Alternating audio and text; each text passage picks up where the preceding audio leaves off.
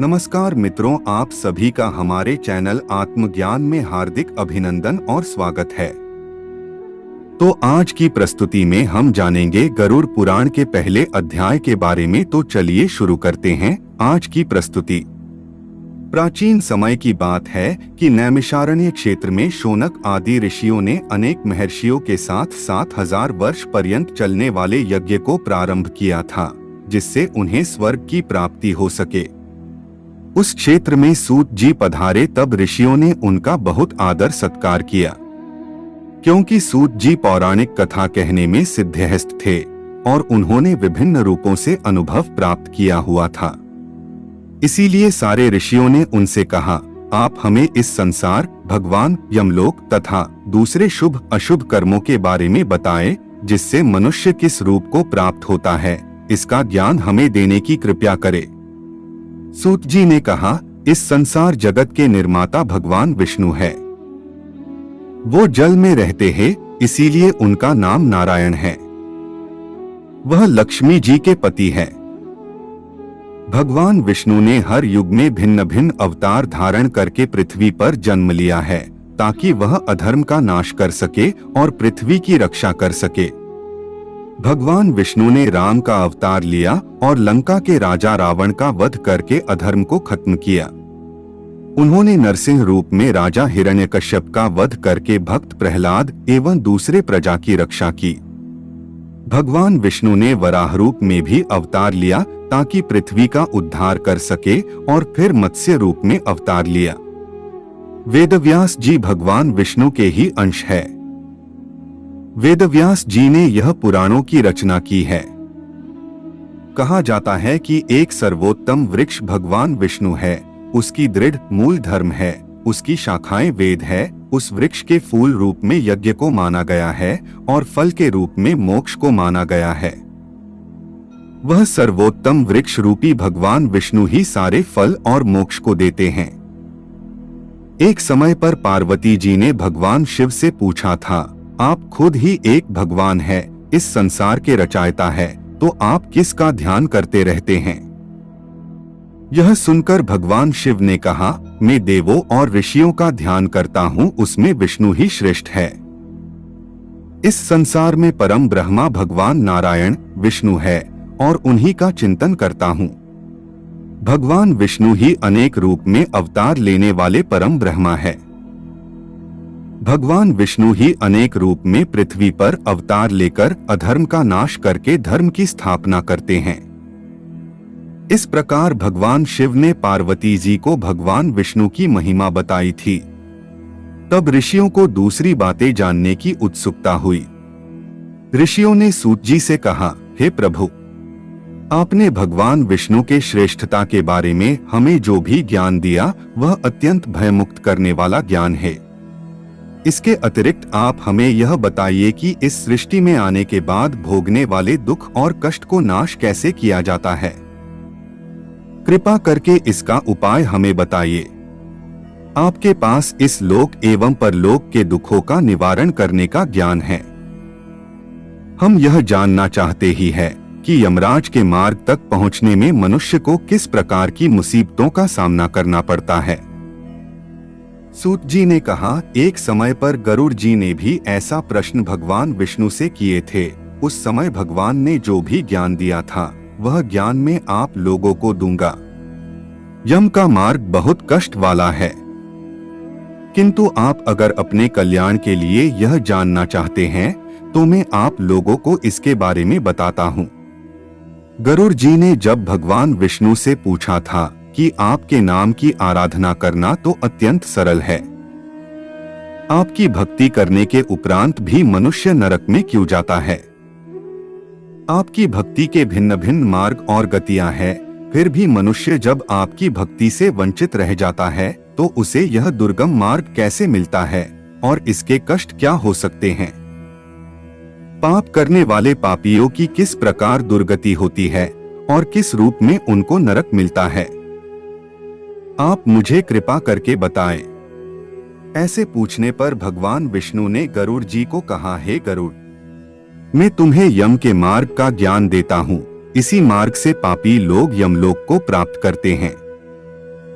इसका वर्णन अत्यंत भयानक है। जो मनुष्य उग्र स्वभाव के होते हैं, धन और मर्यादा का ज्ञान जिसमें नहीं है, जिनको संसार में मोह माया है, वो मनुष्य अपवित्र होते हैं और वही नरकलोक में जाते हैं।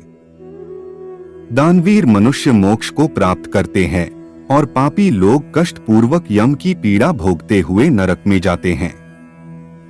दुष्ट और पापी लोगों को इस संसार में किस प्रकार के दुख मिलते हैं, उनकी मृत्यु किस प्रकार होती है, उसका ज्ञान मैं तुम्हें देता हूँ। इस संसार में जब मनुष्य जन्म लेता ही है, तब वह अपने पूर्व जन्म के कर्मों के हिसाब से इस जन्म में शुभ अशुभ फल भोगता है। बुरे कर्मों के प्रभाव से व्यक्ति को रोग हो जाता है। परेशानियां और रोग से पीड़ित वह व्यक्ति निराश हो जाता है। व्यक्ति कितना भी बलवान हो, युवावस्था में उसके पत्नी पुत्र होने के बावजूद वह अचानक से भयभीत होने लगता है। काल उसको घेर लेता है। वृद्धा अवस्था में व्यक्ति को मृतक के समान रहना पड़ता है। घर के लोगों के द्वारा अपमानित होता है और अपमानजनक आहार लेता है।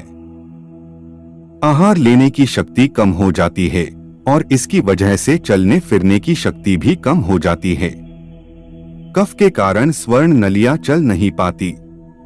स्वास्थ्य बिगड़ने लगता है। खटिया पे पड़ा रहता है और वह मृत्यु के निकट आ जाता है।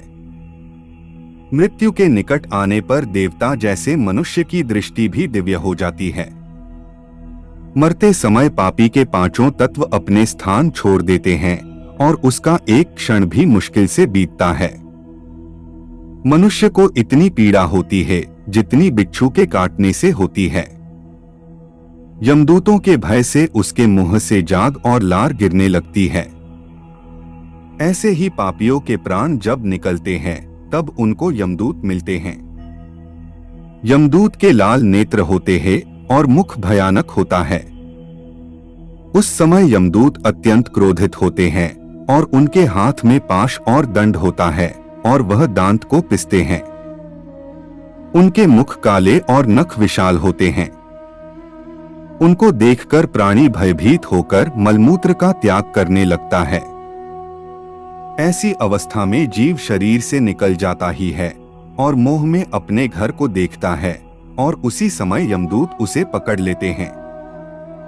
यमदूत उसे गले में रस्सी बांधकर ऐसे ले जाते हैं जैसे गुनहगार को सिपाही राजा के पास ले जाते हैं। वे यमदूत मनुष्य को मार्ग में नर्क के भयानक दुख और तकलीफों के बारे में बताते हैं और धमकियां भी देते हैं। यमदूतों की ऐसी कठोर वाणी को सुनता है और तड़पता है। भय से तड़पता वह मनुष्य अपने पापों को याद करते हुए उस मार्ग से जाता है। कुत्ते मार्ग में उसे काटते हैं। उस मार्ग में उसे खाने को खाना और पानी नहीं मिलता। सूर्य की तेज गर्मी में चलना पड़ता है। यमदूत उसे मार्ग में कोड़े से मारता है और घसीट कर ले जाते हैं। इस प्रकार अत्यंत पीड़ा सहकर वह अंधकारमय यमलोक में पहुंच जाता है। वहां उसे उसके पापों का फल मिलता है। यमराज उसे घोर नरक की यातना देकर फिर से मनुष्य लोक में भेजते हैं। अपने पुत्रों द्वारा दिए गए पिंड और दान को वह जीव खाता है, पर फिर भी पापी जीव होने के कारण उसकी तृप्ति नहीं होती। जिस मनुष्य का पिंड दान नहीं होता वह प्रेत योनि में रहकर निर्जन वन में दुख पूर्वक भ्रमण करते हैं। यम की यातना भोग बिना जीव को मनुष्य के रूप में जन्म नहीं मिलता और वह अन्य योनियों में भटकता रहता है। उस पिंड के रोज 4 भाग होते हैं। उसमें से 2 भाग पंचभूतों को, 1 भाग यमदूतों को और 1 भाग उस जीव को खाने को मिलता है। ऐसे 9 दिन तक पिंडदान करते ही है और वे लोग खाते हैं।